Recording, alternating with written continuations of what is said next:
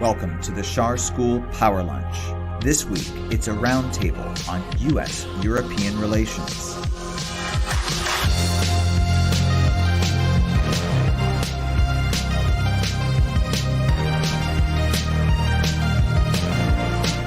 Populism and nativism shake the system.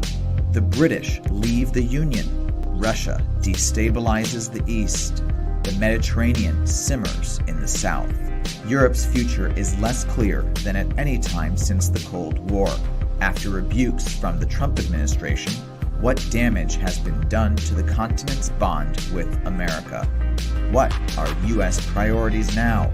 What is the future of transatlantic relations? The Power Lunch welcomes Heather Conley, Senior Vice President for Europe and Director of the Europe Program at the Center for Strategic and International Studies. Edward Luce, National Editor and columnist for the Financial Times. And Celeste Wallander, President and CEO of the U.S.-Russia Foundation and formerly Senior Director for Russia on President Obama's National Security Council.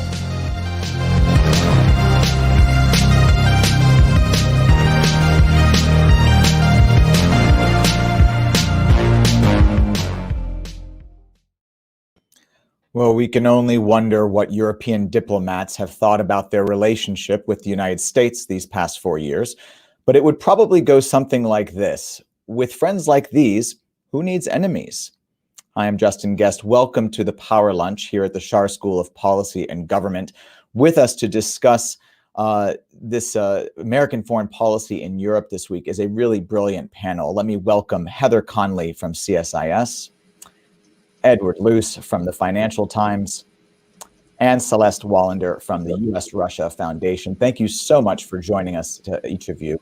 Ed, you are one of the most astute observers of American politics, but with a distinct international angle in your work. If you are a European country watching 2020 developments here in the United States, what are you thinking right now? What does the landscape look like? Partly the answer to that depends on which European country you're talking about. I think if you're in France or Germany, it might be a slightly different reaction than if you're working for Boris Johnson, or indeed if you are Boris Johnson. But generally, this is a development that's welcomed across Europe. I would put that question mark over London, and I would definitely put question marks over Poland and Hungary. But for the rest, they will be delighted to see the back of Trump. They might not fully accept Biden's claim that America is back and that we can go back to how we used to do things before Trump, the status quo ante. I think the world has moved on. And I'll just sort of mention one thing, because this is a deep topic and I could go on forever. NATO produced a strategic report earlier this month, first one in 10 years, and it was all about China and how NATO could cooperate with China. The last one, 10 years ago, didn't mention the word China once. So the world has changed a great deal since Biden was last in office. And I think after the initial sort of standing ovation that he's going to get and the very warm sort of restoration of transatlantic normal conduct of business, it's going to get nitty-gritty pretty quickly. Heather, it is, I think, safe to assume, as Ed says, that there's going to be a lot of relief amongst European leaders, with the exception of some of those Visegrad countries and possibly Boris Johnson. But how enduring is the effect of Trump-era foreign policy on U.S.-European relations? How will this affect the opportunities that Europeans seek to pursue with the Biden administration over the next 4 years? Yeah, I mean, it's a great question. And I agree with Ed, the sigh of relief is palpable, but there's also some hesitation. I mean, we do have to put President Trump in, I hope, a very singular category, because no American president has so profoundly challenged not only NATO and America's commitment to NATO, but the European project itself, calling the European Union, which is a great American foreign policy achievement, calling it a foe, calling it worse than China. But putting those factors aside, as difficult as that is, there have been long-standing, deep and abiding tensions in the transatlantic relationship, going from, the consistently low spending of European defense spending and into the frictions that we're seeing today play out in real time about the future of transatlantic digital competitiveness and technological sovereignty. Those challenges don't go away when the Biden administration takes office. But what you're seeing, though, is the European Union in particular and NATO saying, look, we understand the last 4 years have been damaging. We have to take more responsibility. European defense spending is increasing. And you just saw the European Commission put forward a list of, here's something that we want to do. We want to be more cooperative on health. We want to be more cooperative on the digital agenda, on environment. Those issues, certainly we can take a few steps forward. But there's a trust factor here. Can Europe trust the United States? Can it have bipartisanship on major foreign policy issues like the Iran nuclear agreement, or every 4 to 8 years that pendulum just viciously swings? We're in an agreement, we're out of an agreement. We have to start creating some consistency for our allies to trust that America will be consistent on a foreign policy issue of importance like Iran, like China, like Russia. One would think that you'd see more trust from the special relationship between the United States and Britain. And Ed, I want to come back to you in light of Heather's comments. You hinted that Boris Johnson's relationship with the United States is a bit more complicated than the rest of Europe's. Could you elaborate a little bit more about how Boris is likely viewing the current state of affairs? That's a good question. Boris is infinitely malleable. So, he's not a mini Trump in that respect. He's a different kind of political character. But Trump was a big cheerleader for Brexit. And as Heather mentioned, saw the European Union as a rival, as an enemy, on a par with China in some respects. And that's all going to go away. Biden is an Irish American, a very sort of consciously an Irish American, has made it plain, as Nancy Pelosi has and others have, that any deal that Britain does that compromises the Good Friday Agreement and compromises the open border between Northern Ireland and the Republic will kill Britain's chances of having any trade agreement with the United States under a Biden administration. That's a seriously sobering constraint on Boris, and a welcome one, I have to say personally, on Boris's freedom of maneuver. We can probably get into later whether there is going to be a deal. We're now at 1 minute to midnight, as we always seem to be with Britain and the EU, but we really are at 1 minute to midnight. And you'll probably want to reserve that subject for a bit later on, but I can address it, when you like. Well, feel free to go ahead and elaborate here. Well, I think that Britain, we were talking about this a little bit earlier, I think that Britain will ultimately surrender and dress it up as victory. That's a time-honored sort of practice with EU negotiations. The prospect of crashing out without a deal would be economically calamitous. The sort of build-up at the borders, the trade fallout would hit an already COVID-battered British economy that's underperforming relative to other COVID-battered British economies so hard that I cannot believe that Boris would actually jump into the abyss like that. But he wants to appear to be wringing everything possible from Brussels in these negotiations in order to keep his right flank quiescent, and they are becoming more rebellious over time. This is a story we've seen again and again and again. But ultimately, I don't think, if I had to put my money where my mouth is, I don't think this is going to be a no-deal crash out. Well, we'll turn to this from the U.S. perspective momentarily. But first, let me turn to Celeste. Celeste, you advised President Obama about his relations with Vladimir Putin and Russia. The U.S. intelligence community and foreign policy establishment have, of course, since recently been rocked by the revelation of an enormous, historic cybersecurity breach in which the Russian government has accessed unknown amounts of American data and secrets. The U.S. government is still assessing the damage. Placing yourself in the Kremlin right now, what does President Putin see in the election of President-elect Biden and the departure of Donald Trump right now? Well, I think that Russia has been restrained and the Kremlin has been restrained in its commentary about President-elect Biden. Putin and the Russian leadership know Joe Biden pretty well because of his role in Obama-era foreign policy. He played a significant role, and especially on Russia, mostly in the context, but not exclusively in the context of the Russian intervention of Ukraine. So he's not an unknown quantity, and he is known to be very capable and knowledgeable in foreign affairs. And also, I think his instincts, which he has expressed clearly since the election and planning for his administration, is to find a way to work with Republicans in Congress. And so I think that Russia policy, in contrast to many other challenges in American foreign policy, is likely to be not only strong from the White House, but strongly bipartisan, with a lot of congressional support. And I think that's something that the Kremlin takes seriously with some trepidation, and they don't welcome it, but they know how to handle it, and they're planning very well. The espionage operation, and it's primarily an espionage operation in order to watch, gain access, and be able to figure out American communications, American capabilities, public and private, is meant to help inform a Russian security policy that can handle the United States in the near term, the medium term, and the long term. So I don't think that the breach was, I think the breach was a long-term plan and didn't have anything to do with the ebbs and flows of American politics per se. And in terms of Russia's perspective going forward and the way that they would approach a Biden administration, what do you think that they're looking at in terms of their perspectives for the next 4 years?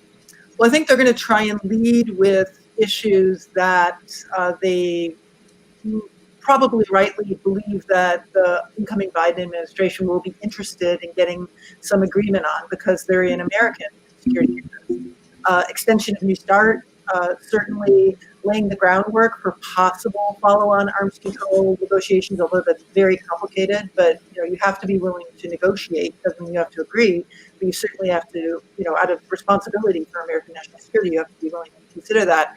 Major priorities on non-proliferation. This often gets framed as Iran, but it's not just Iran. And historically, Russia and the United States have cooperated pretty well on non-proliferation. They have common interests overall. Specific cases a little more complicated. And then the other big question is counterterrorism. There was a lot of talk during the Obama administration about the potential for cooperation in counterterrorism between the United States and Russia. It didn't really pan out, largely because Russia's focus on counterterrorism tends to be terrorists defined as those who oppose Russian domestic or foreign policy. And so we saw that play out in Syria, that the United States and Russia, despite rhetoric, actually viewed the stakes of counterterrorism in Syria very differently. And so it wasn't the basis for active cooperation. But I don't think that'll be taken off the table. And so I think the Russians will try to lead with those kinds of issues and see if that helps to improve the atmosphere overall going forward. Okay, well, now let's turn the tables then and examine U.S.-European relations from the American perspective, which, Celeste, you sort of did a bit.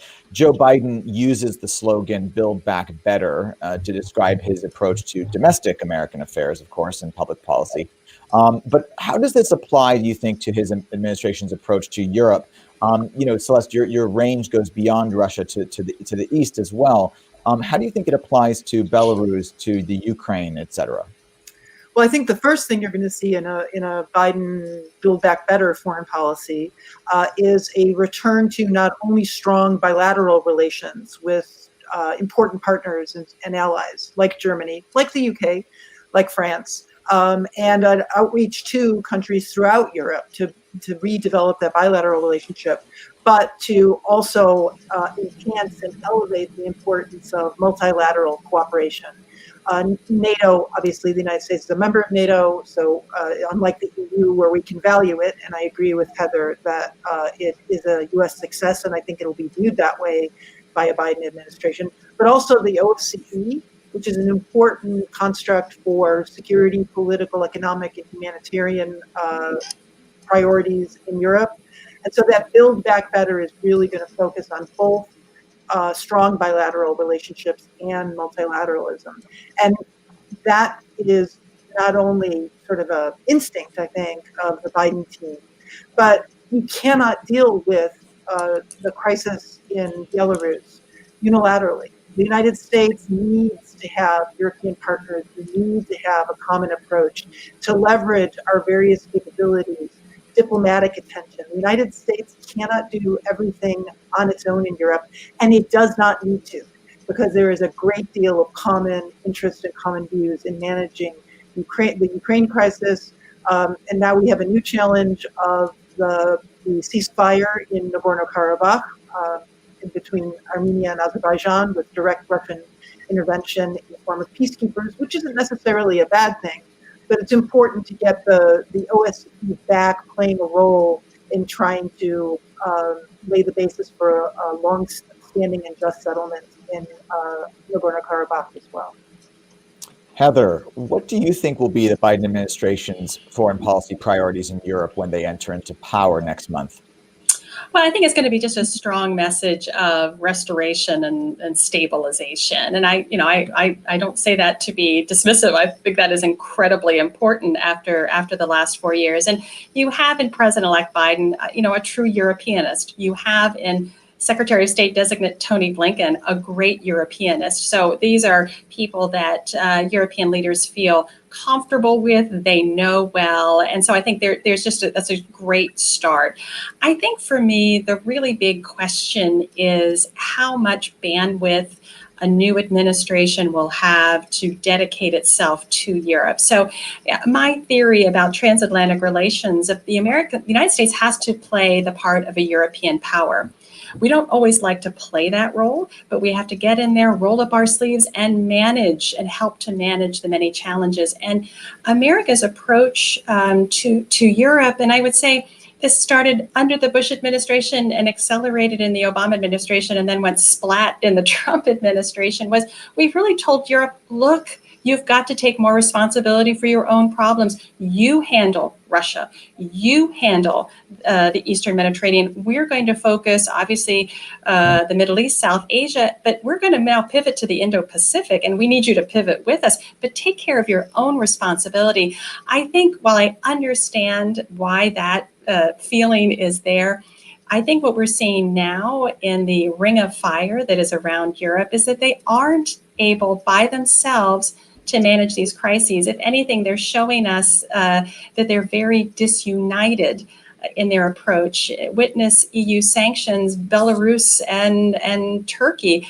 They were blackmailing one another to see who could get the sanctions power. This is not a unified approach. So how much time and attention a very well-placed Biden administration with senior officials, but how much time are they going to be able to spend engaging themselves in European affairs and managing and balancing these issues? That to me is a real question mark. But very much to Celeste's point, what you will see is an allied-centric approach to our challenges.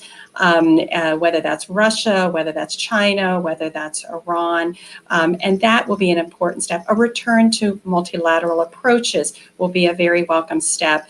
The other question I offer, and maybe this is a great segue to Ed, the problem is for the last 4 years, the President of the United States has messaged to the American people that allies are drains, allies rip us off. The Biden administration has to message to the American people the value of our allies, that they amplify America's interest and power, that our prosperity is directly tied to European prosperity. they have to start convincing the American people of the value of allies. We understand that. We are raised in the national security perspective of the importance of allies. The American people have lost, I think, some of that understanding. So in addition to spending time, quality time with the allies, which is absolutely essential, as well as our allies in the Indo-Pacific region, we actually have to have a big conversation with the American people about the importance of those allies. And that to me is a question mark. There's so much to do, so much focus and attention that's going to be going in a lot of different directions. There's no more important historic ally, I think, than the United Kingdom. Ed, what do you think the Biden administration's approach to a very unstable UK right now is at the moment, and what do you think their approach should be?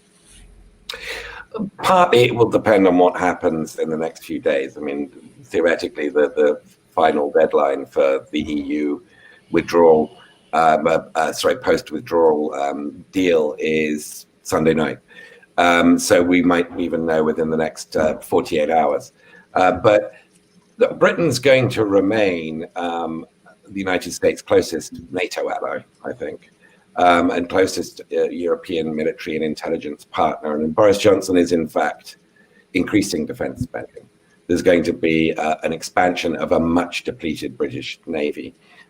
So in terms of those benchmarks, Britain's going to actually be over-fulfilling the 2% of GDP spending on defense at a time when others like Germany aren't really moving.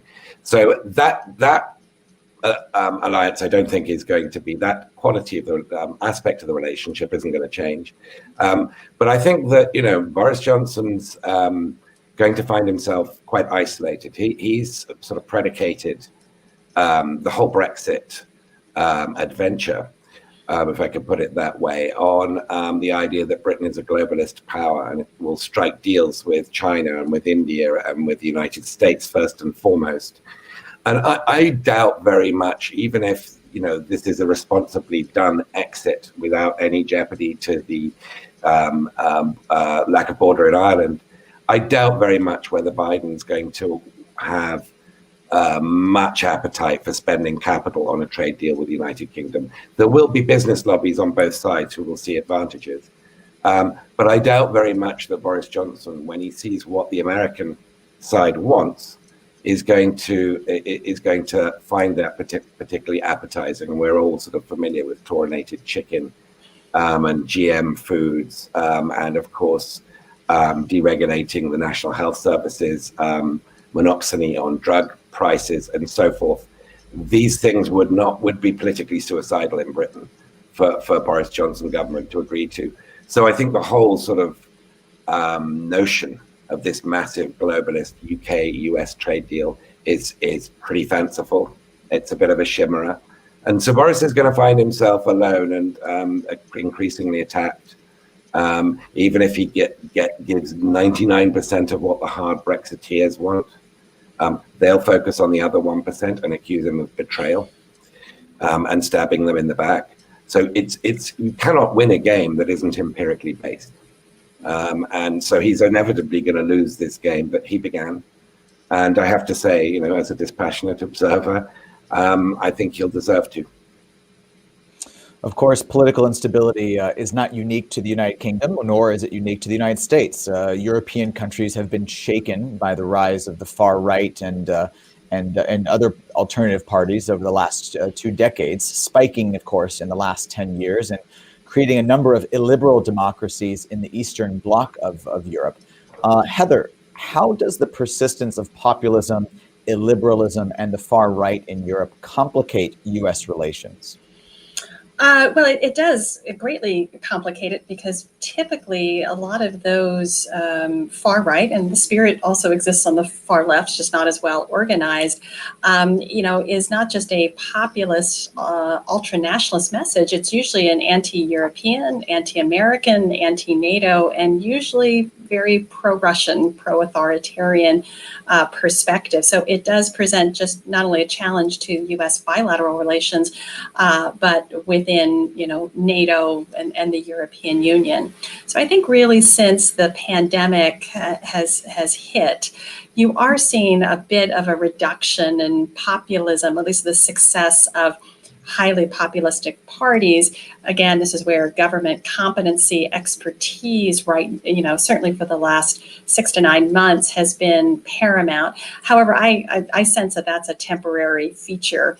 And I think as the economic situation really takes its toll, you will see populists pivoting themselves on messages, anti-government messages that will probably come back again. But I just want to be clear. I mean, these illiberal trends have been in Europe now upwards of a decade. Really, the hallmark began when Viktor Orban returned as Prime Minister of Hungary in 2010, changing the constitution now upwards, I believe, of 9 times just this past week. And in fact, that illiberalism almost blocked the European Union from providing really important recovery funds from the pandemic. It has now grown. Poland, a very important U.S.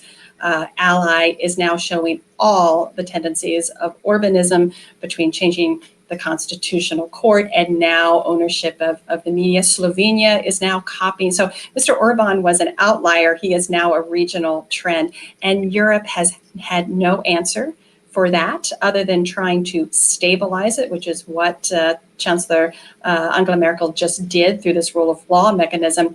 But in their attempts at stabilizing this, it's growing and it's eating Europe from the inside out. Again, tragically, the Trump administration supported the Polish and Hungarian governments to a point which continued to allow this to happen. And I think this is, again, if the Biden administration can focus on these issues strongly, the democracy, anti-corruption pushes, this could be a new game in town, but it's going to require a lot of U.S. leverage and pushing the Europeans to do something that they are so loath to do, which is meeting this challenge head on before it continues to literally eat other members. So I can't begin to tell you how important this subject matter is, and how much we don't have good policy choices to dealing with this. In fact, the report that Ed was mentioning, this expert reflection group on NATO, in addition to China, one of the biggest issues that they were trying to get was political unity, and how you basically put some of the allies that are no longer functioning democracies that are now preventing NATO from doing its business, whether that's Turkey or Hungary. Now they're trying to figure out how to manage around this problem. So it's infecting NATO as well. So very important. We don't have good solutions, and I hope the Biden administration is willing to commit a lot of time and energy and resources to getting this one right. Well, related specifically to this, Ed, you recently wrote a column about the trouble with the Biden administration's proposed emphasis on global democracy, the most obvious of which is the question of American credibility after an attempted coup this winter here in the United States. The European Union is complicated by illiberalism and anti-democratic actions taken by some of its own member states, as Heather just described. And those countries are on the doorstep of Russia, which any democracy club would seek to isolate, obviously. The U.S. wants to build a new partnership with Europe, but does it actually want to promote democracy again in the way that Heather just described? Well, that remains to be seen. I think this is very much an aspiration rather than a fleshed out plan, but we are going to have a summit of democracy. We're going to see one probably in spring that Biden will convene, which I guess by then it might be feasible to have in person. There's talk of a D10, which would be the G7 countries, plus South Korea, India, and Australia. Now, India is a very good example of why this is kind of a double-edged sword, restoring values-based foreign policy, if you like, because India is becoming increasingly under Narendra Modi like a sort of giant Hungary. It is becoming an illiberal democracy. Modi is shutting down all kinds of freedoms, including the freedom to dissent in many cases. So very troubling steps he's taking, quite Orban-like steps to, conduct tax raids on newspapers that are critical, direct government advertising to friendly newspapers, get judges to stifle dissent on national security grounds, all kinds of sort of Orban-style creeping but very steady suppression going on there. So India is still a democracy, and it is still the world's largest democracy. But if you have a democracy club, you criticize its members for becoming less democratic. And if you don't, well, what's the point of having a democracy club? Well, I think the real point of having a democracy club is about dealing with China. And you cannot alienate India if you want to build sort of a proper coalition to deal with China, to handle China. So therefore, you see the problematic nature of this concept, of this aspiration, even whilst it's a laudable one. And of course, in Europe, the same thing. Poland is becoming more and more of an illiberal democracy. It's urbanizing too. It is also, though, a key member of NATO next to Russia. You cannot afford to alienate Poland. But I wouldn't invite Poland to a democracy party, would you? So this is something that, it sounds good in theory, but in practice it's going to be quite difficult to figure out anything more than just a talking shop. Celeste, you wrote in Foreign Affairs back in 2018 that the greatest threat to NATO was the erosion of liberal democracy within the alliance's members. How do you feel about this prognosis 2 years later? Illiberalism has obviously grown, but do you see any places where NATO is now substantially weaker? Well, it's certainly weaker in, as I think it was Heather, but it may have been Ed also referred to, this sort of use of the veto power by Hungary and Poland, or their joint coalescing to prevent united action or agreements on issues important for NATO's ability to effectively provide for security and defense of all of its members. So certainly we're seeing that play out. And then in the case of Turkey, we have not only the sort of political and values-based problems now inside the alliance coming from Erdogan's Turkey, but one of the reasons to care about democracy, pluralism, transparency, and accountability of governments in Europe as American allies is because Russia makes inroads into countries where there's high levels of authoritarianism, corruption, lack of transparency, not independent media.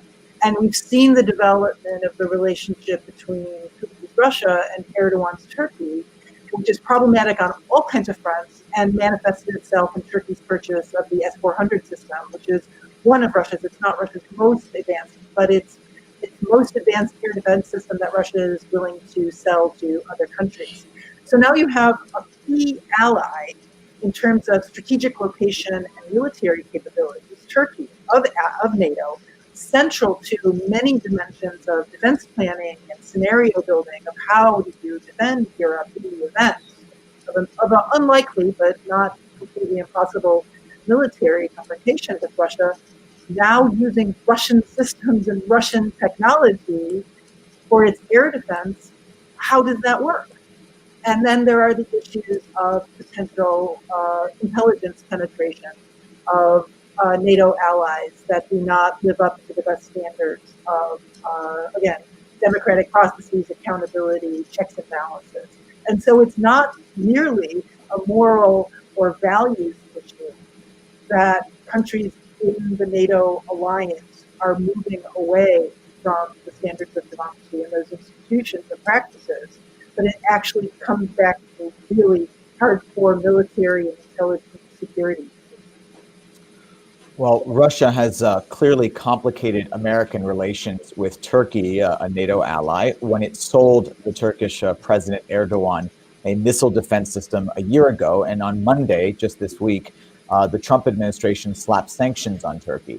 Now, of course, Europe's relationship with Turkey is possibly even more tumultuous. In the Eastern Mediterranean, Turkish and Greek warships are now on high alert. The decades-long peace process seeking to reunite Turkish and Greek Cypriots is in danger of collapsing after Turkey advocated a formal division of the island, which would give sovereignty, of course, to the Turkish side. And Turkey is now arguing over maritime and hydrocarbon drilling rights with its neighbors in the Eastern Mediterranean. This whole situation is pressurized by the European Union's reliance on the Turkish government to resettle millions of Syrian refugees who are still in Turkish territory after that country's civil war, which prevents their passage into Europe, of course. Heather, what does this chessboard look like with U.S. and European relations with Turkey right now? Yeah, I mean, it's incredibly complicated. And let's just sort of begin with Turkey itself. I think in many ways, both the European Union and the United States were extremely slow in recognizing the new Turkey, particularly the new Turkey that emerged in 2016 after the attempted coup. A decade ago, it was Turkey that wanted zero problem with its neighbors. 10 years later, we have a Turkey that has problems with every single one of its neighbors. So this is a different Turkey with a different foreign and security policy. And it has really been the reluctance of the United States and the EU to address this new Turkey that we sort of find ourselves now playing catch up and trying to alter Turkey's behavior. As far as the S-400s, this was something that was in law for several years, and quite frankly, the Trump administration didn't follow the law. Turkey should have been sanctioned for the S-400 purchases quite a while ago. In fact, the brazenness of flying F-16s over that S-400 radar, testing it, this is putting American military in harm's way, which is absolutely unacceptable for any NATO ally.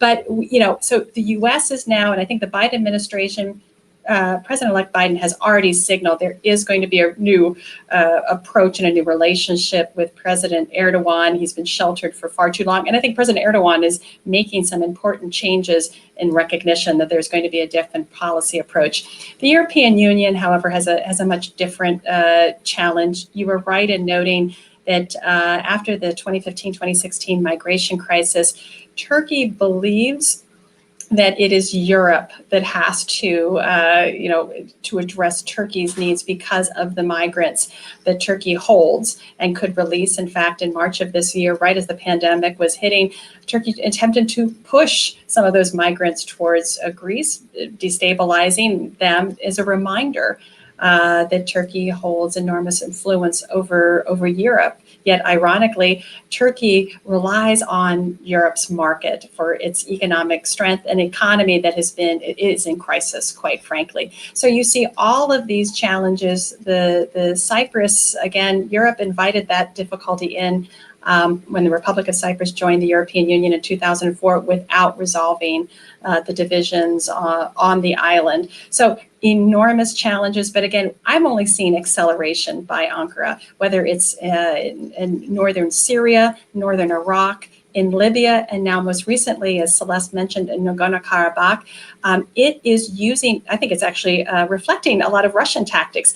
It is using military to achieve its political interests and needs. And then it says, well, now that I'm here, Turkey has to be at that table and has to make those decisions. And we have not adjusted to this new policy approach. It's horribly destabilizing, particularly regards to Turkey's policy with Libya, which has now created a new maritime demarcation in the Eastern Mediterranean, which is Turkey now has an agreement with the government of national accord in Libya that comes 6 nautical miles from Crete. We are seeing increased tensions between Greece and Turkey, but most importantly, France and Turkey, which is what has allowed President Macron last year to declare NATO brain dead. His frustrations were with President Trump and his attitudes towards NATO, but his real frustration was Turkey's approach to the Eastern Mediterranean. So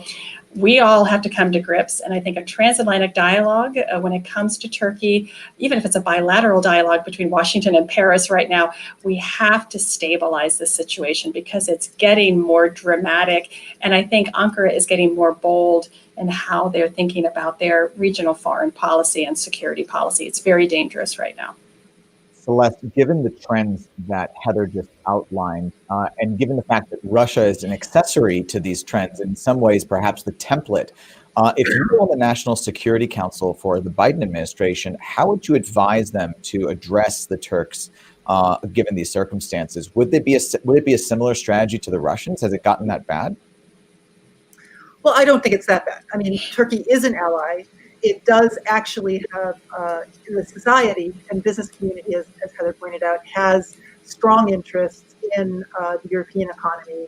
The EU actually has leverage that it could use. The United States has leverage in our leadership role in global economic institutions and in the power of our own economy.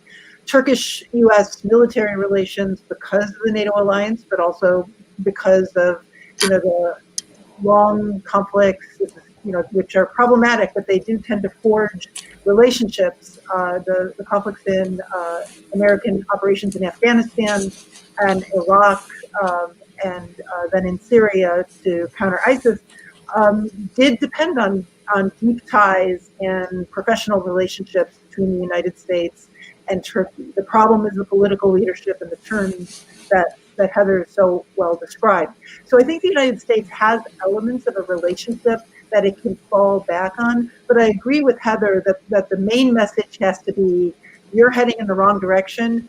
We can't stop you from going in that direction, but there are significant prices that you will pay for harming American interests. And that needs to be, at the core of how the Biden administration deals with Turkey, and I believe it'll be partly a democracy frame, yes, but it'll be an alliance frame, calling on the Turkish leadership to recognize also, the Russians are using Turkey. This is not an enduring relationship. Putin is playing the relationship quite brilliantly. Erdogan's taking what he needs and getting what he needs from that relationship. But it's not like, the U.S.-UK strategic partnership over hundreds of years, whereas Turkey does have a long-standing relationship with the United States. And I think that needs to be the focus of discussion. Erdogan's not really in the mood to listen to American views, but that doesn't mean that a Biden administration shouldn't be loud and clear with the Turkish leadership on the difficulties and complications of the path that it has chosen to set out on. Heather, this past October, you wrote at CSIS that it seems like Europe is actually starting to apply some pressure for a change in their relationship, but not with Turkey, but with China, to treat Beijing more as a great power rival. Similarly, Schar School professor, my colleague Mark Katz, recently published a report that argues that as long as the de facto Chinese-Russian authoritarian great power alliance continues, the counterbalancing global great power combination that makes sense is the continuation of the democratic alliance between the US and the EU, much in the way that Ed was discussing earlier. What would US-European pressure on China look like right now, and what should we expect? Well, you're absolutely right. I mean, the European Union has more slowly understood that China does pose certainly an economic challenge to it. And again, it woke up to this a little late. China had already very well penetrated bilaterally, particularly those EU member states that are quite economically vulnerable from the Eurozone crisis in the South, Greece, Italy, Spain, but it also selected those members where it, had wanted to acquire important economic assets, and particularly Germany with their high tech, the United Kingdom, and others. So, the position has evolved. It's a difficult position that the EU takes because it recognizes China as a systemic rival, but also as a partner. And it is hard, I think, particularly as while the U.S. had previously sort of had this cooperate, contest type of relationship. Now we've steered completely in this is our most significant strategic challenge, and we have to address it very fully. Europe is still trying to manage it both ways. Maintain market access, which is so important to Europe's health, but trying to protect itself from China's predatory acquisition behavior. So you see this on display right now. We're seeing press reports, maybe Ed can shed some light on this, that one of the crowning achievements of the German presidency of the EU would be securing an EU China Investment Treaty. So that's where the partnership comes out. At the same time this week that the German government announced that they will be stepping up and making much greater strides in securing their telecommunications, which will, again, sort of really scrutinize Huawei's investment in 5G. And so you have this sort of split screen continuation of Europe recognizing the China poses a great problem, and of course Hong Kong and Uyghur re-education camps and pressure on Taiwan is raising that. But Europe still, demands and wants that market access. The question is, can they have it both ways? I think the Biden administration, an incoming Biden administration, will continue to put pressure on Europe to continue to move closer towards its position. But again, it won't declare the EU a foe or worse than China. It will say the only way we get the China policy that we want and get this right is that we create strong allied approaches. And this is where the Democracy 10, Europe much more engaging with the Quad, the free and open Indo-Pacific. So making this a global network rather than simply a transatlantic relationship. But there's been enormous pressure applied to our EU allies. Ed can speak to the UK profound U-turn on China. So we apply great pressure to our allies, but they're still struggling with this. And I'll watch the UK in a truly post-Brexit transition period. It's going to be harder and harder to resist Chinese investment when your economic situation gets to be more challenging. Let me take this opportunity just to remind our audience that they should feel free to submit their questions on the chat box, and we'll get to them at the top of the hour. Let me get back to what you just said, Heather, about the UK. And Ed has written not only about the UK and China, but also about Democrats in China. And recently he wrote about how Democrats now views China largely as a strategic threat rather than as a potential partner. And Ed, you also said that the Biden administration can then be expected to pursue a more multilateral approach to place pressure on the Chinese with regard to trade, intellectual property, human rights, and regional expansionism. What role does Europe play in this multilateralism when Europe is also calibrating its relations with Beijing in the way that Heather just described? I think Europe's going to be seen as a key piece of this. There will be surprising continuity between the Trump and Biden administrations in terms of viewing China as a strategic competitor and as a potential strategic threat and a new Cold War kind of perspective. So strategically, there will be some continuity. Tactically, they will be in different universes. Biden will seek to forge common China policies with allies. Trump, of course, pursued an America First path. Trump also was strangely sort of obsessed with 20th century trade issues like soybean exports and aluminum and steel and stuff like that. Biden, I think, is going to, and Catherine Tai, his designated trade representative, is going to focus much more on 21st century issues, particularly technology. And Europe and the United States are going to, I think, under Biden, make great efforts to try and forge a common position. Not easily done, as Heather is pointing out. The Germans are sort of playing both sides of the field here. So is Europe as a whole. China's penetration, sort of at that end of the Eurasian landmass into Europe. Owning the Piraeus port in Athens, building railroads between Belgrade and Budapest, etc. Extraordinary speed with which China is economically sort of become integrated, particularly with Central and Eastern Europe and the Balkans, makes Europe a very ambivalent partner for the Biden administration. As Heather has pointed out, Britain did a big U-turn. Britain used to be the most mercantilist, sort of pro-China country. It was the first to join the Asian Infrastructure Bank that China set up, much to the annoyance of the Obama administration. David Cameron rolled out the red carpet for Xi Jinping. Boris Johnson basically danced to Trump's tune on this, and is partly influenced by what's happened in Hong Kong over the last year or so.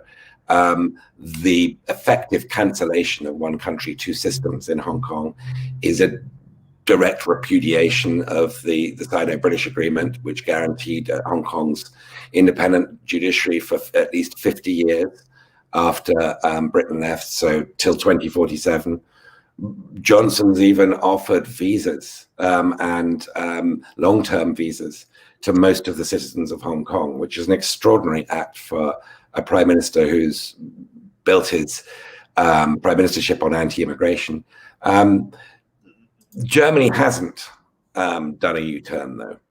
Germany is keeping Huawei. Britain's kicking it out. Germany is keeping Huawei with more safeguards, but it's keeping Huawei because there is no sort of cost-effective alternative, in their view, to building 5G. So there are these complexities. Britain will probably get 5G later than countries that haven't kicked Huawei out. Biden's going to sort of quickly, quite as I said in response to your first question, I think Biden's going to fairly quickly sort of run into the nitty gritty. The sort of general backdrop is one of strong desire to forge a sort of common front on a lot of issues, and particularly with China. In practice, it's going to prove to be quite thorny, quite difficult. Heather, you wrote in 2016 that Donald Trump underestimated the value of U.S. military bases, particularly in Asia, but he has since sought to remove 12,000 troops based in Germany, a move that has been resisted by Congress in this month's National Defense Authorization Act. However, some on the left also critique the cost and diplomatic complications of America's military bases abroad. Why are they all wrong? Well, again, there is great consistency in President Trump's view. If you believe that allies rip you off, if you believe that they are renters, his view was our allies, Germany, Korea, they're not paying enough rent. They have to increase their value, sort of in some ways making U.S. forces more sort of mercenary-like than, deep, valued, collaborative partnership. So you saw really over the 4 years, President Trump putting enormous pressure on the Korean government to increase. They resisted that. And then at the very end, this reduction in U.S. forces in Germany. Now, some of them, the plan was to bring about 6,000 back to the United States and then to sort of redistribute them across Europe. But it was definitely to punish Germany. And of course, President Trump himself had a very anti-German perspective, which was sort of went beyond sort of the anti-allied, anti-NATO approach. So what this did, in some ways, sometimes you have to profoundly shake and question that which you value to understand its value. So we immediately began having a really important conversation after the announcement of the reduction of 12,000 U.S. forces in Germany. Why U.S. forces were in Germany. And again, what it was very clear was Germany is a fantastic host for U.S. forces, world premier healthcare facilities for our forces that are serving in the Middle East and South Asia, that Germany allows us to deploy rapidly wherever we need to deploy rapidly, that in some ways it is a platform that stretches America's strategic reach. And in some ways, understanding that that is a bargain because it's so much more expensive to house those U.S. forces in the United States and then deploy them if we would need them to be deployed. So, and getting that right and understanding, again, this is sort of a journey of self-discovery here of why allies are important and why it is in America's interest. It does remind that burden sharing is important and our allies do need to step forward, but the value of that, and for those who viewed sending U.S. forces, why are we putting them in Germany? We should put them in Poland, which, yes, that gets them closer to potentially deterring Russian aggression. But I guarantee you the Polish government won't allow those U.S. forces to leave because they want them to stay there to protect Poland. So we have great value in what we're doing. But you're right. the left and the right do come together in that. And that is where, the endless wars, bringing U.S. forces home. We don't want to be externally focused all the time. And, if we aren't going to be in conflict, we don't need any U.S. forces positioned, whether that's in Asia or in Europe. So this is where I'll get back to my comment. While we're so focused externally on what U.S. foreign and domestic and national security policy should be, we have an enormous amount of homework to do inside the United States, making sure that the American people understand why we do this and support that we have U.S. forces overseas, what they're doing, why is it important for the United States. That's what's been missing, I think, in our foreign policy, and that's a discussion that we better start having very quickly, or the American people simply on the left and the right aren't going to support where U.S. foreign policy and security policy is heading. Now, this is not a major issue in terms of public salience here in the United States, but Celeste, a serious flashpoint between the United States and its European allies is the construction of Russia's controversial Nord Stream 2 natural gas pipeline, which has been halted for a year. Now, I believe it resumed in German waters just this week. President Trump imposed sanctions on companies who are working on the link, and lawmakers here in Washington are poised to approve new penalties this month. But all except about 160 kilometers, about 100 miles of the pipe has been put into place.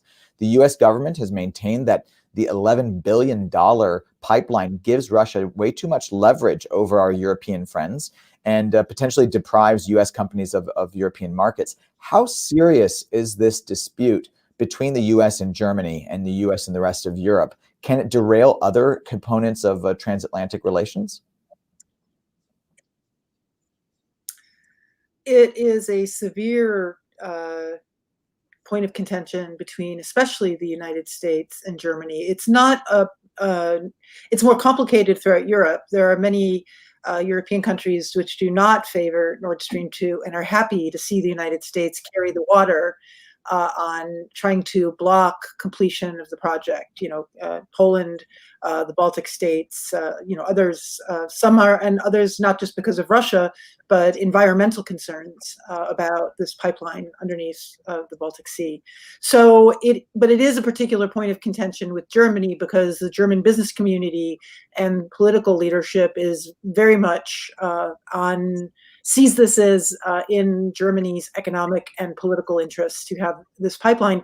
And even Chancellor Merkel, who's been very tough on Putin, very tough on Russia's malign influence and destructive behaviors, and very skeptical of many of Russia's policies and actions under Putin. Even Merkel supports the Nord Stream 2 because it is so well supported in German business community and political leadership. So I think that this is a point of contention. I think that the United States Congress passed some pretty brilliantly designed sanctions to try to stop the completion of the pipeline. Basically, they targeted sanctions on the international companies that at the time were necessary to finish the laying of the pipeline. The Russians got around it. They have basically one ship that is capable of laying that kind of deep water pipeline. They moved it from the Far East. It took a while. That's why the delay. It made its way to Europe and is now working on that pipeline. There are still things that European countries could do to block the laying of the pipeline through regulations, but Germany has really thrown its weight around to get it done. I think that in addition to the concern that this increases vulnerability of Europe to Russian games and turning off pipeline gas sales, which is a concern, but honestly, once that pipeline's laid, the Russian government and Russian industry has an awful lot of interest in delivering the gas and making those sales because Russia remains very dependent on natural resource export for its economic well-being. The other concern is that this could destabilize Ukraine because this is not really going to increase the amount of natural gas that Russia supplies to European partners. it is going to allow Russia to no longer deliver natural gas primarily through Ukraine. So the concern of the United States is not just about the impact on Western Europe, that old frame we used to have, but on potentially the economy and well-being of countries in the East. And that is a significant concern that I think the Biden administration is going to not ignore. So many moving parts. Let's take a quick pause now just to remind our viewers that coming up on the Power Lunch, we're going to take a break for the holidays. So we'll take off Christmas next week, New Year's the week after, and then returning on January 8th, that Friday at noon at our usual time, we'll be joined for a fantastic panel on U.S. Middle East relations, continuing this trilogy on U.S. foreign policy. We'll be joined by the fabulous Ben Hubbard from the New York Times, author of the new book MBS on the Saudi king, or I should say king in waiting. Vali Nasser, who is formerly of the State Department and recently outgoing at the School of Advanced International Studies at Johns Hopkins, and the excellent reporter and thinker Robin Wright from the New Yorker and the Wilson Center here in Washington, D.C. Don't miss it. It's going to be a really good panel on the Middle East, certainly as strong as this one on Europe. We're going to take a brief break for 30 seconds, and when we come back, we'll take your questions. A world in motion. Our next generation of leaders needs new tools, sharper skills, leadership vision, and policy acumen to succeed in today's environment. A hands-on interdisciplinary education that offers a national and global perspective on the complexities of governance. The Schar School, a vision of excellence that melds theory with practice in the spirit of advancing the public good. Welcome back to the Schar School's Power Lunch. With us again, we have Ed Luce from the Financial Times, Celeste Wallander, and Heather Conley. Thanks so much again for being with us. Let's take a look at our questions. So the first comes from Lou. Lou asks, why is it so hard to educate on the fact that the EU interest is the United States interest? Because the Russian threat, and particularly because the sleeping lion, is awake and has advanced significantly while we were out. So this is, I guess, a question really about sort of public diplomacy and public information. And I wonder which of you would like to take that question. Heather? A great, in many ways, President Putin has woken us up. He has refreshed our memory, our muscle memory, about how important it is to defend freedom and defend from attack. So in some ways, I think NATO, prior to events related to the illegal annexation of Crimea and Russia's military incursion into Donbass, I think NATO was a little bit struggling with understanding some of its core tasks after spending nearly a decade and beyond in Afghanistan. And tragically, through this unbelievable tragedy, it did rekindle our muscle memory, particularly our military posture and why Europe was so important. But you're absolutely right. That may have awoken our government muscle memory and certainly focused attention on Russia's, not only its military aggression, but how it can interfere in internal politics. And the 2016 election interference was, of course, an attack against the United States and our ability to conduct elections. We have to continue to convince the American people that there is a cost to our freedom, that events that happen in Europe are exactly linked to U.S. interests. And this gets, again, back to sort of why did we create these alliances 70 years ago? It was the most self-interested policy. We wanted to ensure America's economic prosperity. We needed a strong Europe, so we, helped it through the Marshall Plan. Yes, it was altruism and humanitarianism, but it was directly related to increasing America's economic engine. And then from a security standpoint, we wanted to protect American security. We do that away from our shores. That's how we protect the United States. So it's a self-interested policy, but we've allowed that to really not be a part of our conversation since the end of the Cold Cold War. We were victorious. Then why do you need all of these things? So we do have to refresh and remind. And I think in some ways we have to appreciate that our diplomacy has to be focused on the American people as much as our public diplomacy is focused to international audiences. We really do have to restore strong bipartisanship for our alliance structure, the costs of that, but also the benefits that the United States receives from it. Ed, you've done a lot of really excellent reporting on the American public and on their sort of approaches to American politics these last few years during the Trump administration. So little interest in the United States has been focused on foreign policy, and that interest, where there is interest, it's been very isolationist. Can you describe some of the reporting that you've done and what you've observed about this and the challenges that face public information about foreign policy? Policy broadly, defining foreign policy broadly to include trade, because trade is obviously a key part of it. There has been a strong growth in skepticism, and therefore the scope for an incoming administration to pursue the kinds of trade deals that Obama pursued, for example, the Trans-Pacific Partnership, is, I think, politically much less scope there. I've no doubt, and I'm sure Celeste and Heather would agree with me on this, knowing a lot of the characters who are coming into this administration, that if they had their druthers, they would rejoin, take America back into the TPP. This, after all, is a strategy ultimately about China. But politically, that would be, I think, completely off the cards. Possible to re-enter TPP by doing what Trump did with NAFTA and having a TPP 2.0. But I wonder whether the sort of cost-benefit analysis would still come out positive for that. So much more skepticism towards trade deals amongst the general electorate of the United States.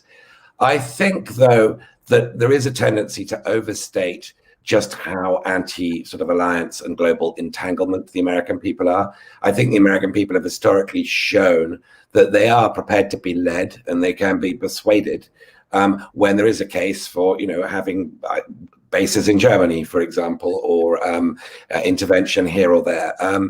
I doubt if you'd done an opinion poll on the Marshall Plan before the Marshall Plan was rolled out, which was one of the greatest acts, as Heather pointed out, of enlightened self-interest in history.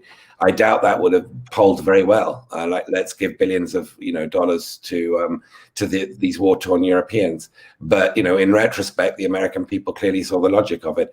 So I don't think we should overstate just or misinterpret a new isolationism in the American public at large. I do think, though, that trade politics is a lot more it was already difficult.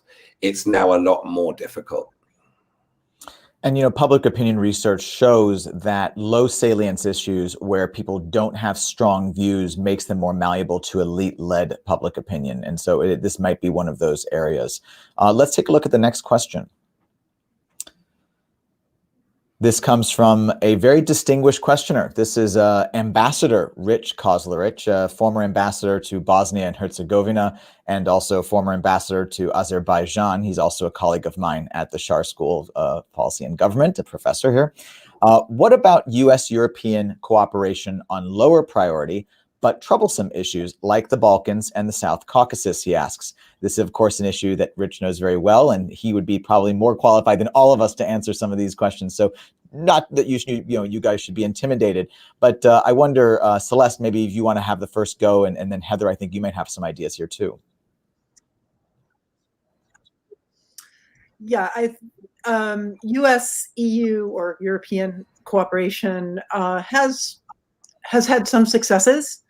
If you look at the Balkans, a coordinated policy on integration, the potential for EU membership and NATO membership hasn't solved all the problems of the Balkans, but it has, for example, supported reform, transparency, modernization in Croatia.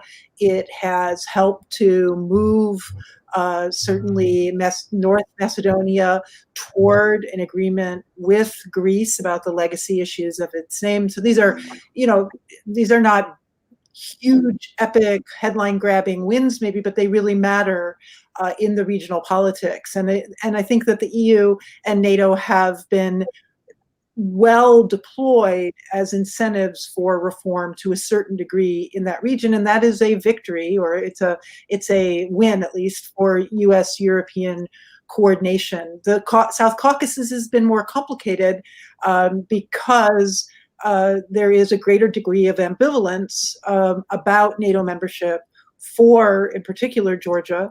And since Armenia and Azerbaijan have not expressed interest in membership, that leverage hasn't really worked on the NATO side. And then the EU, it just kind of can't get its brain around, thinking about membership. And it's a long. The South Caucasus is part of Europe, but it's, sort of the eastern edge of Europe, and it really is a challenge. So that instrument hasn't been as useful. The mechanism for cooperation has been more on the OSCE, on different EU monitoring contributions towards, de-escalation of conflicts. I think it's worth a relook. I think that especially in the South Caucasus, since you asked the question, Rich, has kind of fallen to the wayside, and we're going to need to re-engage that because, the Nagorno-Karabakh issue is now back on the diplomatic agenda.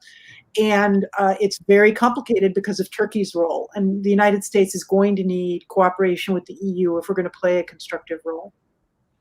Heather, did you want to add something here? Yeah, just to really echo Celeste, and hi, Rich, great to hear from you. I think the priority for the incoming Biden administration actually will be the Western Balkans, and there's a couple of reasons for that. I think this is where Joe Biden, he knows this beat fairly well, and we've just, of course, recognized the 25th anniversary of the Dayton Peace Accords. So this is incredibly important for the U.S. to re-engage, and it's yet another example, I would argue, of the policy of saying, Europe, you've got to take care of your neighborhood. We're busy. Well, no, it's about, a new joint model of leadership. The European Union has placed an enormous amount of economic resources in the Western Balkans, yet the enlargement process has completely stalled. Even though Celeste is right, great gains have been made on the Republic of North Macedonia and allowing the name issue to proceed so North Macedonia could join NATO. But the EU process has quite frankly stopped. We now have great power competition in the Western Balkans. You see the growth of Chinese influence in Serbia, Russia trying to, I think, regain advantage. Sergei Lavrov just did sort of a lap through the Western Balkans, trying to re-enliven that. We have Turkish influence in the Western Balkans.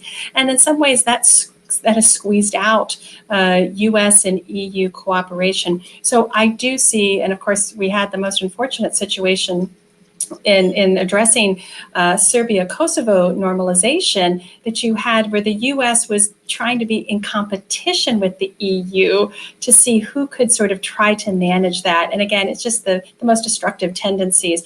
But we need to understand that we're not back in the 1990s anymore. Things have moved on. The corruption, the ethno-nationalism has only increased in the Western Balkans with these outside influences. And so we've got an enormous amount of work to do. But I certainly do hope, again, if there is bandwidth, that the Biden administration dedicates itself, because I think we can make a difference in that important region. On the post-Soviet states, look, Nagorno-Karabakh, frozen conflicts are no longer frozen, everybody. Diplomatic processes, the Minsk group, which, we had French, Russian, and American leadership, we can no longer afford for these processes to not deliver meaningful results. And again, for me, Nagorno-Karabakh is a massive wake-up call where drone technology, one side can shift dramatically the balance, and we don't need diplomatic processes anymore. You now have to deal with reality on the ground. That is how these problems are being resolved increasingly in this volatile region, and we have got to be much more purposeful and engaged. But again, is there bandwidth? Huge question mark. Thanks so much, Heather. Let's take a look at the third question we have here. This is from Paul, who asks, Do you see any relevance to the Voice of America in rebuilding U.S. relations with Europe, or for that matter, the rest of the world? Voice of America, of course, an American-sponsored media group that broadcasts news to countries worldwide. Have any of you thought much about VOA? Answering this question, I feel I should be answering this question as the media representative on the panel, but I'm going to ask either Celeste or Heather to bail me out here because I haven't given it sufficient thought. It's a good question, though. You mean you weren't watching VOA when you were back in Blighty? I had my ear glued to the BBC all night and all day. You patriot, Ed. So I'll happy to chime in just a little bit. Voice of America, I would put Radio Free Europe in there. The United States is now going back into Hungary for RFERL. This speaks to NATO and EU allies that are losing media freedom. And I mean, this is a challenge across the board, but we're seeing these closing spaces in media freedom, and the US does have a role to play. Now, we've got a more profound challenge domestically, and the tragedy of reducing the voice of independence and independent journalism internally. That I hope will be a priority of the incoming Biden administration to just stabilize and right that. Because again, we have to demonstrate leadership at home if we're ever to demonstrate leadership abroad. And so there is a huge role to play for Radio Free Europe, Voice of America. I think it's a very targeted effort. I think it's much now moving more into social media and the internet space and being more competitive in that environment. But, again, I think we have to right our own ship in the leadership of those organizations, getting integrity back into that. And then, boy, do we have work to do externally. But as I said, it's not just in markets where we know they're closed. We are now having to re-enter allied media environments. And again, that speaks to how far we've allowed ourselves to backslide as democracies. Yeah, I'll just add, building on what Heather said, it may be important for Americans to understand that these public global broadcasting efforts, or these focused in Europe, Voice of America, Radio Free Europe, Radio Liberty, are not merely about elevating an American voice on issues, as it was very much during the Cold War. And to this day, Russians will tell me, or tell anyone who will listen, that they remember during the Soviet era, the only time they could get real news, and they would find that bandwidth they could find, literal bandwidth they could find to tune in. Was Radio Free Europe, Radio Liberty. But the other thing that Radio Free Europe and Radio Liberty do, is particularly in the post-Soviet space and in Eastern Europe, is they are platforms for independent media in those countries, reporting in those languages and on those issues that are important for those countries. So it's not just about an American voice. It's a little misleading to think of Voice of America per se. It is about supporting independent media of those citizens and those professional journalists who are seeking to bring transparency and accountability to their own countries. And that is as important, if not more than important, I think, of making sure that the opportunity is there for residents of those countries to understand America. Let's take a look at our fourth question. This is from Pearl, who asks, there's multiple questions. One, is NATO too big in terms of the number of countries? And number two, what are the top three reasons for lack of cohesion within the EU? So these are two pretty different questions. So why don't we start with NATO, and then we can talk about the lack of cohesion. Celeste, do you want to talk about NATO, and then maybe Ed will move to you about the EU? Sure. I mean, I think that the challenge for NATO, and this is related to that article I published, the challenge for NATO right now isn't exactly the numbers. It's that NATO's origin institutions and rules and procedures do not allow for moving forward without unanimity. And the EU also faced this challenge. It hasn't perfectly solved it, but it did modify its rules to allow the EU to take decisions, and I don't know the technical details, Heather does. There's different kinds of weighted voting. There are some kinds of actions that can be taken without unanimity. And so what NATO really needs, I think, to focus on is not worrying about how many countries. It needs to focus on revisions to its decision-making processes, not Article 5, which is the decision about whether to go to war to protect the alliance. That, if you're going to ask a country to, join in on such a survival step, of course, that needs to be unanimous. But many of the day-to-day decisions about NATO in terms of defense planning and political decisions and documents doesn't need to be unanimous. And I think what it would tend to do is it would tend to create incentives on the part of some of the misbehaviors, namely Hungary, to some extent Poland these days, and Turkey, to get on board instead of to use their veto to get things they want and play that game. So I would refocus it more about an evolution in NATO's institutional structure than about the actual technical numbers of the alliance. Ed, do you want to talk a bit about cohesion inside the EU? Sure. Look, the EU is a work in progress. People keep expecting it to derail or go into reversal, and it always somehow, in messy ways, manages to reverse that. In recent years, quite considerably because of the skills of Angela Merkel, and should be noted as an important event of 2021. She will be leaving office. That's going to be quite a big missing partner there for that old Kissinger call in Europe question. It's Merkel right now. The European Union is 28 nations, 27 nations after January the 1st. It's got not 28 different languages, 25 different languages. This is an incredibly diverse, historically distinct set of cultures and nation states that would be impossible to cohere in the way the United States, with a single language and a common history, has been able to cohere. So the most incoherent aspect of the European Union is its outward expression to the rest of the world. The lack of a really clear foreign policy is, I think, and therefore of a defense policy is, I think, going to persist. It's very hard to imagine a scenario where that's going to change, where, in other words, America is not going to be needed as the senior partner. But on trade, the one area where it does cohere in its expressions towards the rest of the world, that's going to become more and more, I think, of a coherent voice now that Trump is out of office.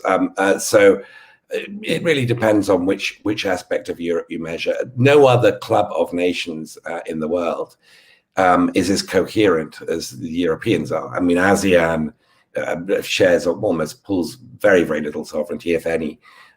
Europe is pooling more and more, and I think Britain's departure will enable it to speed up. Just one other point about strategic autonomy. If Trump had been re-elected, I think Macron would have pushed ahead with European strategic autonomy talks with Germany. Biden's victory, I think, brings those to a halt. It's not necessarily that's not necessarily a bad thing for the United States. It's probably something that most of the rest of Europe will also welcome. It's a really interesting point, and of course, it's a counterfactual. We'll never know, and perhaps it's for the best. Heather, did you want to take us home here?